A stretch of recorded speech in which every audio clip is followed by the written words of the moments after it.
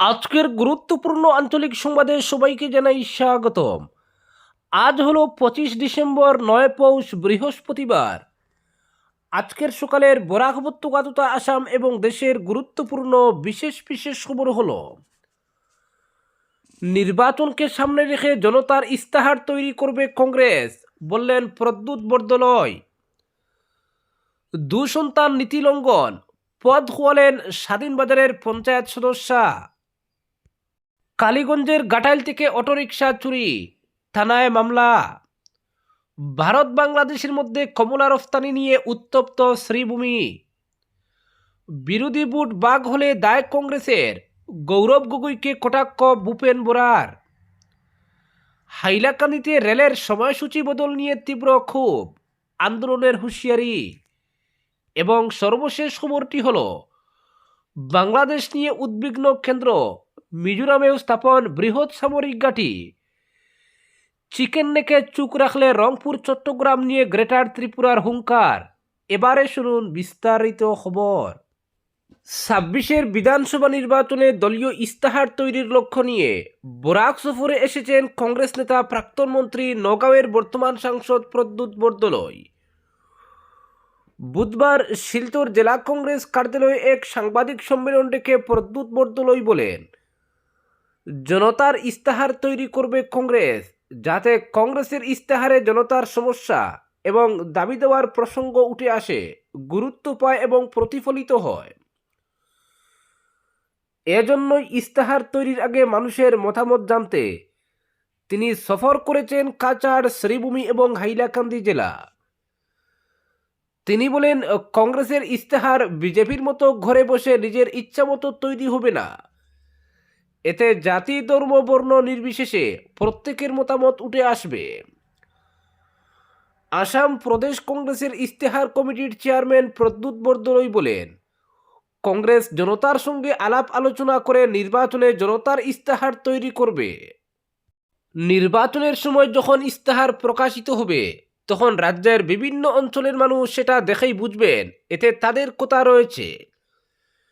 সেদিকে লক্ষ্য রেখেই প্রদ্যুৎ বরদলৈ 21 ডিসেম্বর থেকে বরাক সফরে এসেছেন। 3 দিনে ঘুরেছেন কাছাড়, শ্রীভূমি এবং হাইলাকান্দি জেলা। দেখা করেছেন সর্বস্তরের মানুষের সঙ্গে, শুনেছেন মানুষের সমস্যা সমাধানে তাদের পরামর্শ এবং আশা আকাঙ্ক্ষার কথা। প্রদ্যুৎ বরদলৈ বলেন, বরাক উপত্যকায় ঘুরে তিনি যা উপলব্ধি করেছেন তা হলো, যোগাযোগের দিক দিয়ে এখনো অনেক পিছিয়ে রয়েছে এই অঞ্চল। উন্নয়ন সিটে ফুটা কিছু হলেও তা মোটেও পর্যাপ্ত নয়। বেশিরভাগ প্রকল্পই এখনো পড়ে রয়েছে অর্ধেক বা তার চেয়েও কম কাজ হয়ে। তিনি বলেন, যোগাযোগের ক্ষেত্রে কাছাড় যেমন তেমন, শ্রীভূমি এবং হাইলাকান্দির মানুষ ক্ষুব্ধ। ওই দুটি জেলা সফর করে দেখা গেছে মানুষ বলছেন কাছাড়ে কিছুটা উন্নয়ন হয়, কিন্তু শ্রীভূমি এবং হাইলাকান্দি পুরোপুরি বঞ্চিত থাকে। কাছাড়কে গুরুত্ব দেওয়া হলেও অবহেলা করা হয় শ্রীভূমি, হাইলাকান্দি জেলাকে। ইস্তাহার কমিটির চেয়ারম্যান বলেন, রাজ্যে 6 ডিসেম্বর থেকে প্রথম দফায় শুরু হয়েছে ইস্তাহার কমিটির রাজ্য সফর। দ্বিতীয় দফা 20 থেকে 24 ডিসেম্বর হয়েছে বরাক উপত্যকায়। তৃতীয় দফার সফর হবে 4 থেকে 10 জানুয়ারি ব্রহ্মপুত্র উপত্যকার আরও কয়েকটি জেলায়। এরপর সব জেলার মতামতের ভিত্তিতে তৈরি হবে ইস্তাহার। এদিন ইস্তাহার নিয়ে আলোচনার পাশাপাশি সাংসদ বাংলাদেশের পরিস্থিতি নিয়েও সরব হন। প্রদ্যুৎ বলেন, বাংলাদেশে হিন্দু নির্যাতন বন্ধ করতে মোদী সরকারের কড়া অবস্থান নেওয়া উচিত। উপর্যুপরি চাপ সৃষ্টি করা উচিত, নতুবা ভারতের মানুষ প্রধানমন্ত্রীকে ক্ষমা করবেন না। প্রদ্যুৎ বরদলৈ আসামের মুখ্যমন্ত্রীকে কটাক্ষ করে বলেন, রাজ্যের কার্বি আংলংয়ে যেভাবে হিংসা চড়াচ্ছে, এসব সরকারের ব্যর্থতা এবং মানুষের ক্ষোভের প্রতিফলন। সরকার শক্ত হাতে হাল না ধরলে একই পরিস্থিতি হবে ডিমা হাসাওয়েও। শাসক দলের দুর্নীতি, সিন্ডিকেট রাজ ইত্যাদি এর জন্য দায়ী। সাংবাদিক সম্মেলনে উপস্থিত ছিলেন শিলচর জেলা কংগ্রেস সভাপতি সজল আচার্য, প্রদেশ কংগ্রেস সহ সভাপতি শরীফুজ্জামান লস্কর, প্রাক্তন মন্ত্রী অজিত সিং, সঞ্জীব রায়, পাপন দেব সহ আরও অনেকে।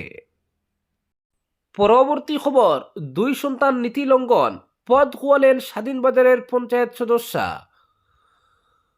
2-এর অধিক সন্তান নিয়ে নির্বাচনে অবতীর্ণ হন এবং জয়ীও হন, তবে শেষ রক্ষা হল না। 2 সন্তান নীতি লঙ্ঘনের দায়ে শেষমেশ পদই খোয়াতে হল 128 নম্বর স্বাধীনবাজার গ্রাম পঞ্চায়েতের সদস্যা দিলওয়ারা বেগম লস্করকে। সুনাই আঞ্চলিক পঞ্চায়েতের অন্তর্ভুক্ত এই গ্রাম পঞ্চায়েতের 6 নম্বর ওয়ার্ড থেকে নির্বাচিত হয়েছিলেন গৃহবধূ দিলারা। 120 ভোটের ব্যবধানে তিনি হারিয়েছিলেন আরেক গৃহবধূ হালিমা বেগম লস্করকে। বুধবার একটি স্পিকিং অর্ডার জারি করে দিলারার সদস্যপদ খারিজ করেন কাছাড়ের জেলা শাসক মৃদুল যাদব। উল্লেখ্য, নির্বাচনে হারের পর দিলারার জয়ের বৈধতাকে চ্যালেঞ্জ জানান হালিমা।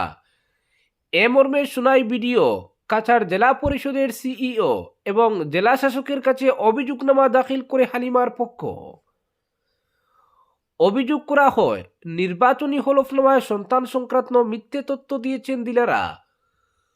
2 সন্তান নীতির কূপ থেকে বাঁচতে 3য় সন্তানের জন্মের প্রমাণপত্র জাল করেছেন। অভিযোগ পেয়ে পুরো ঘটনার তদন্তভার সুনাই পুলিশকে দেন বিডিও মুকুল বসুমাতারি। পুলিশি তদন্তে অভিযোগের সত্যতা পাওয়া গিয়েছে। সুনাইয়ের ভিডিও ব্যাপারটি জেলা পরিষদের সিইওকে জানান। এর প্রেক্ষিতে অভিযোগকারী পক্ষ ও দিলাকে শুনানিতে ডাকেন সিইও। পৃথক তারিখে 2 দফা শুনানির আয়োজন করা হলেও তাতে হাজির হননি দিলারা। এমনকি শুনানির নোটিশও গ্রহণ করেননি তিনি। অপরদিকে ওই 2 তারিখেই শুনানিতে হাজির হন অভিযোগকারী পক্ষ ও সুনাইয়ের ভিডিও। অবশেষে জেলা শাসক একতরফাভাবে ব্যবস্থা নেন এবং দিলারাকে অযোগ্য ঘোষণা করেন। জেলা শাসকের এই রায়কে স্বাগত জানিয়েছে অভিযোগকারী পক্ষ। পরবর্তী খবর, ফের অটোরিকশা চুরির ঘটনা ঘটেছে কালীগঞ্জে। ঘটনাটি ঘটেছে সোমবার রাতে শ্রীভূমি থানা এলাকার কালীগঞ্জ ঘাটাইলে। অটোরিকশা মালিক সাব্বির আহমেদ সোমবার রাতে প্রতিদিনের মতো অটোটি গাড়ি রাখার ঘরে ঘুমিয়ে পড়েন। সকালে ঘুম থেকে উঠে দেখতে পান অটোরিকশা যথাস্থানে নেই। চুরি হওয়া গাড়িটি বাজাজ অটো নম্বর AS10BC 4619। বিভিন্ন স্থানে খোঁজখবর নিয়ে চুরি যাওয়া অটোরিকশা বা চুরের কোনো সন্ধান পাওয়া যায়নি বলে জানান অটোরিকশার মালিক সাব্বির আহমেদ।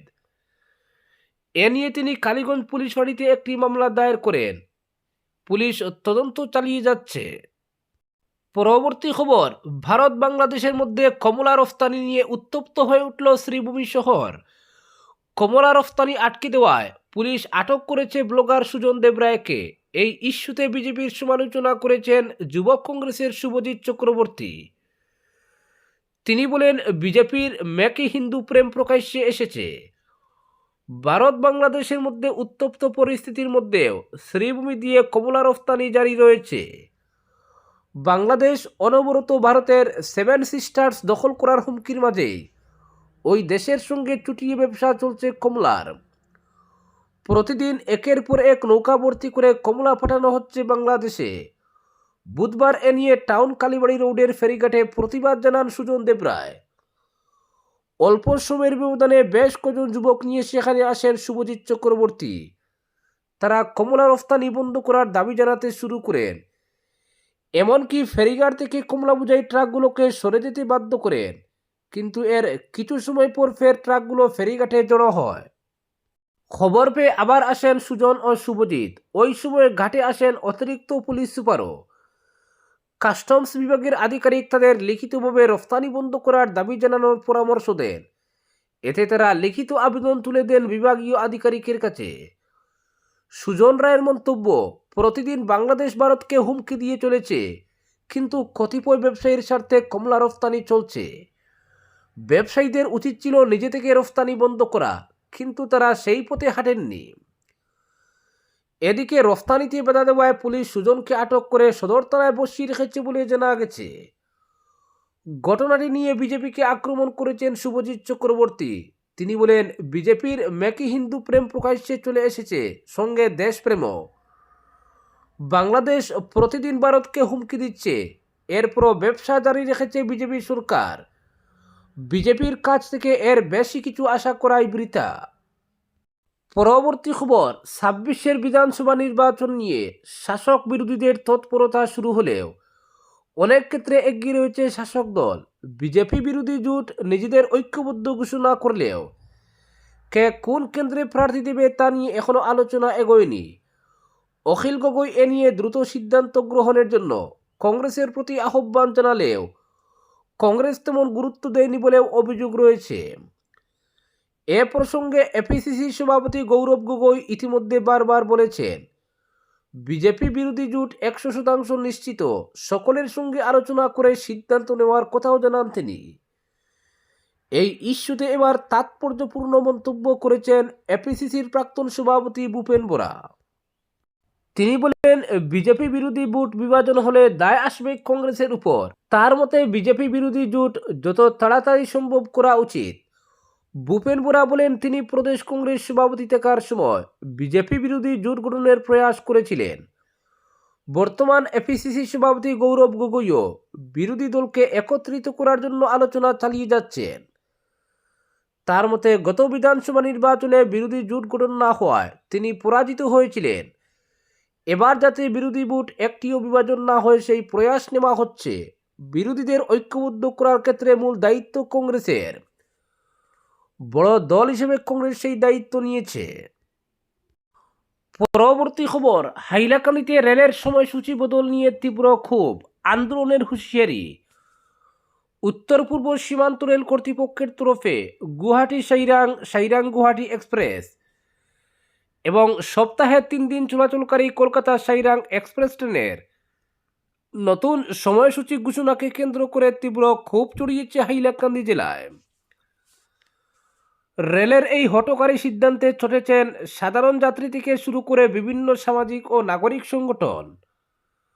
নতুন সময়সূচি ১ জানুয়ারি থেকে কার্যকর হবে বলে জানানো হয়েছে। রেল কর্তৃপক্ষের প্রকাশিত নতুন সময়সূচি অনুযায়ী 15609 নম্বর গুয়াহাটি সাইরাং এক্সপ্রেস প্রতিদিন ভোর ৬টায় গুয়াহাটি থেকে ছেড়ে সাইরাং পৌঁছবে রাত ৭টা ১০ মিনিটে। এই ট্রেন হাইলাকান্দি পৌঁছবে বিকেল ৪টা ৫৮ মিনিটে, লালাবাজার ৫টা ১৯ মিনিটে এবং জামিরায় ৫টা ৫১ মিনিটে।